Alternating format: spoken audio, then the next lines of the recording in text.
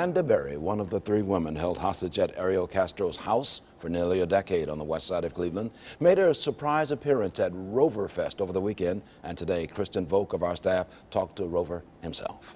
Yeah, Leanne, and what we just learned this morning was that the whole thing was not set up. It just so happened that Amanda Berry was there after Rover made an impromptu, off-the-cuff invitation to her on his radio show a few weeks ago.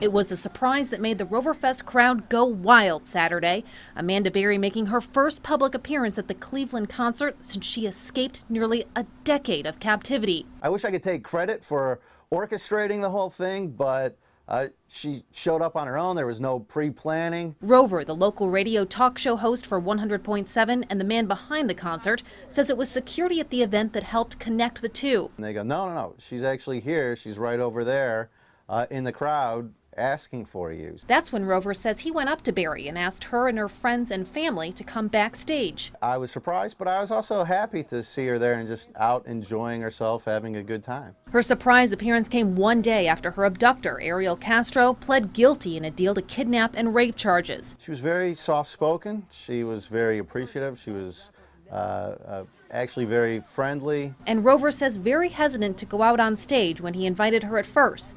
But when he said he could join her, and so could her family and friends, she quickly changed her mind. I know that she was very, very touched by the reaction that the crowd gave her. It was a reaction that was infectious to so many people at the concert. I actually looked out in the crowd and there were grown men crying just to see her out there with a smile on her face. Rover also said many of Berry's family and friends were there as well, overcome with emotion afterwards, some of them even bursting into tears, but of course tears of happiness. Live in the studio, I'm Kristen Volk, News Channel 5.